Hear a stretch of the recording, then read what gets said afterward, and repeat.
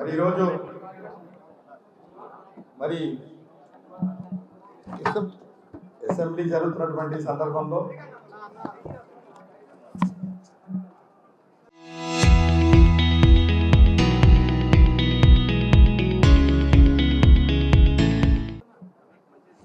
Assembly నడుస్తున్నటువంటి సందర్భంలో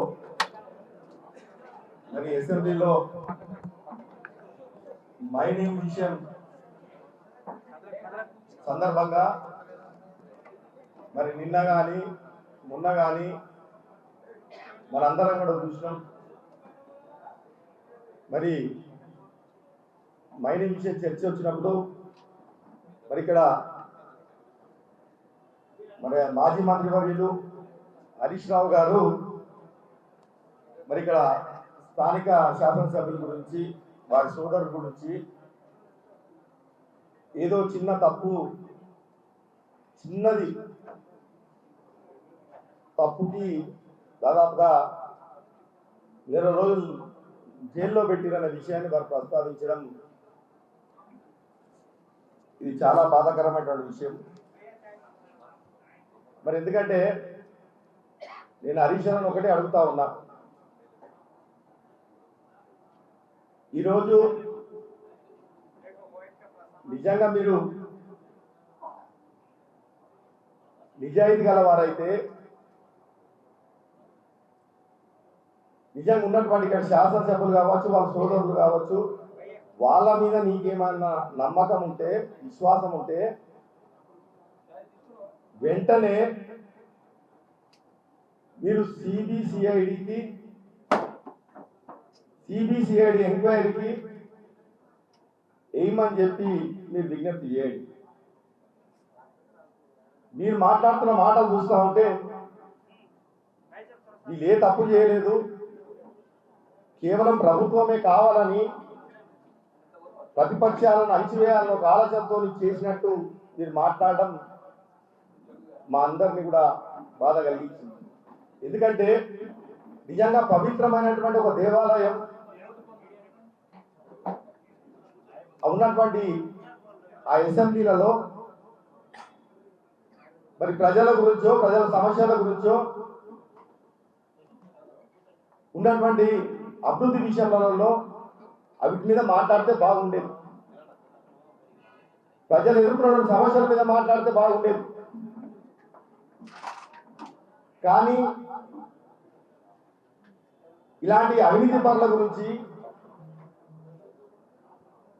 ఇట్లాంటి స్కామర్ల గురించి, ఇట్లాంటి దొంగల గురించి, ఇట్లాంటి భూ కబ్జాగారుల గురించి మీరు వెంకేసుగా రావడం, మీరు ముఖాలను పుచ్చుకోవడం అది మీకే సిగ్గు చేయడం అని చెప్పి ఈ సందర్భంగా నేను తెలియజేస్తాను.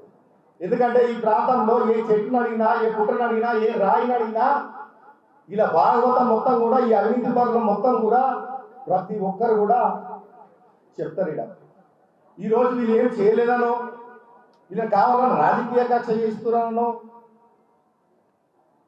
అని మీరు ఎత్తేసుకొస్తున్నారే. ఈరోజు వీళ్ళు చేసింది ఇంత అంతా కాదు. ఈరోజు 2023 మార్చి నాడే మీ ప్రభుత్వం ఉన్నప్పుడే, మీరు మంత్రి గారుగా, జిల్లా మంత్రిగా ఉన్నప్పుడే మరి ఈ మైనింగ్ లో అక్రమం జరిగింది, ఎంకరేజ్మెంట్ అయ్యారు, పరిమితి మించి ఈరోజు ఈ తవ్వకాలు జరిగినాయి అని చెప్పి పీసీబీ వాళ్ళు ఆల్రెడీ క్లోజర్ లెటర్ ఇవ్వడం జరిగింది. మరి మార్చి 3వ నెల 2023 నాటి నుంచి మరి 6-7 నెలల సంధి మరి మీ ప్రభుత్వం ఉన్నప్పుడు మరి క్లోజర్ లెటర్ ఇచ్చినప్పటికీ కూడా ఎందుకు దాని మీద యాక్షన్ జరగలేదని అడుగుతా ఉన్నా. మళ్ళీ ఈరోజు నేను నాకు ఒకటే అడుగుతా ఉన్నా, అందరూ కూడా అనుమానిస్తా ఉన్నారు, ఈరోజు ఇవన్నీ కూడా జరగడానికి మీరందరూ ఊరుకున్నారు. ఆ రోజు నుంచి మీ ప్రభుత్వాలు ఊరుకున్నాయి, మీరు ఊరుకున్నారంటే మళ్ళీ ఈరోజు మీ వాటా ఎంత వచ్చింది అన్నది అడుగుతా ఉన్నారు. అందరూ అనుమానం పడతా ఉన్నారు. మీకు కూడా ఇలా షేర్ ఉన్నాయేమో అని అడుగుతా ఉన్నారు, మీకు కూడా ఇలా వాటాలు ఉన్నాయేమో అడుగుతా ఉన్నారు. ఈరోజు మైపాల్ రెడ్డి గారు దోషిన దాని మీద, మైపాల్ రెడ్డి గారు అక్రమంగా చేసిన దాని మీద మరి మీ వాటా మీకు పంపిస్తున్నారు అని చెప్పి అడుగుతా ఉన్నారు. ఈరోజు అందరూ కూడా అనుమానం పడతా ఉన్నారు. మరి వీళ్ళని ఎన్కేసుకొస్తున్నాం అంటే, ఇలాంటి దొంగలని, ఇలాంటి కబ్జాకోరులను ఎన్కేసుకొస్తున్నాం అంటే మరి ఈరోజు తప్పకుండా అందులో మీ భాగస్వామ్యం ఉందని చెప్పి మేమందరం కూడా భావిస్తా ఉన్నాం. ఇది నేను కాంగ్రెస్ పార్టీ నేను 20 ఏళ్ళ నుండి కాంగ్రెస్ పార్టీలోనే ఉన్నా. ఈరోజు అసెంబ్లీలో హరీష్ రావు గారు ప్రభుత్వం ఏదో కావాలని ప్రతిపక్షాన్ని అణచివేయడానికి చెయ్యని తప్పుకు జైలు పెట్టిర్రు అని చెప్పి ప్రభుత్వాన్ని మా ముఖ్యమంత్రి గారిని నిందిస్తుంది. ఆ నిండు సభల్లో వీళ్ళు మైపాల్ రెడ్డి సోదరు బుద్ధిమంతులు అని చెప్పి మెడల్లో ట్యాగ్ చేయబోతా ఉన్నాడు, ఎన్నికేసుకొస్తా ఉన్నాడు.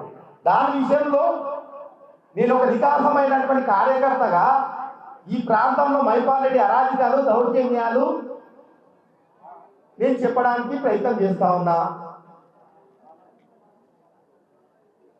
ఈరోజు ఆయన చెప్పింది ఏదైతే వీళ్ళంతా బుద్ధిమంతులు కావాలని ప్రభుత్వమే చేస్తుందని చెప్తా ఉన్నాడు. కాబట్టి దాని విషయంలో నేను ఒక ఇన్ఛార్జిగా పటాన్చేరు నియోజకవర్గం నుంచి మరి ఇక్కడ నేను స్పందించాల్సినటువంటి అవసరం ఉంది, నేను చెప్పాల్సినటువంటి అవసరం ఉంది, ప్రజలకు కూడా నేను తెలియాల్సినటువంటి అవసరం ఉంది.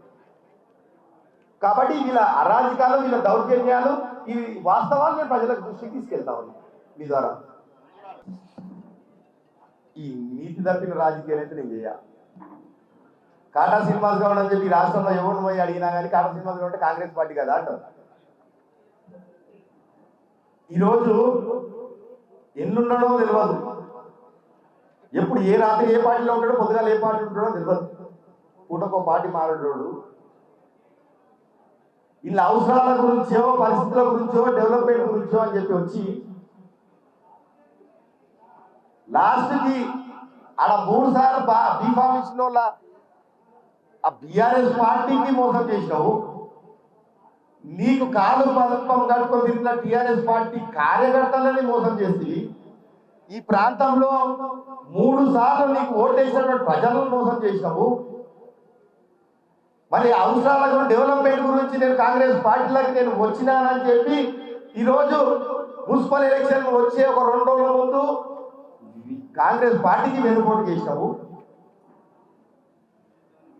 ఈరోజు ఆయన, నేను నిజంగా చెప్తున్నా, ఈ విషయంలో కూడా చెప్తా ఉన్నానన్న, మీకు కూడా క్లారిటీ కావాలి. ఎందుకంటే ఒకసారి నేను కూడా చెప్పేస్తే బాగుంటుంది. ఈరోజు 5 మున్సిపాలిటీలు గెలిచినా అని చెప్పి ఆయన మాట్లాడుతూ ఉన్నాడు కదా. నిజంగా నువ్వు గెలిచినవైతే టీఆర్ఎస్ పార్టీలా వండుకుంటూ నువ్వు నిజంగా టీఆర్ఎస్ పార్టీ కార్యకర్తని ఈ 2 సంవత్సరాల సంది అన్నే వండుకుంటూ కాపాడుకుంటూ నిజంగా ఈరోజు టీఆర్ఎస్ పార్టీ గెలిపించుంటే నేను కూడా ఈరోజు నేను చాలా వరకు నేను అప్రిషియేట్ చేస్తున్నాను. ఈరోజు కాంగ్రెస్ పార్టీలో నువ్వు వచ్చి 2 సంవత్సరాల సంది కాంగ్రెస్ పార్టీ కార్యకర్తలు తొక్కేసి ఈరోజు మళ్ళీ కాంగ్రెస్ పార్టీ వెన్నుపోటు పొడిచి ఈరోజు టీఆర్ఎస్ గెలిపినికే ఈరోజు ఇది ఒక మాస్టర్ ప్లాన్ వేసుకుంటూ ఈరోజు ఇళ్ళకి వచ్చి కాంగ్రెస్ పార్టీని నాశనం చేయడానికి కదా. నిజంగా 2 సంవత్సరాల టీఆర్ఎస్ పార్టీనే వండుకుంటా నిజంగా నిలబడి ఉంటే నిటారుగా నా లెక్క ఈరోజు చూపిస్తుంటే నువ్వు 5 గెలుస్తుంటివా లేకపోతే ఏం గెలుస్తుంటుంది.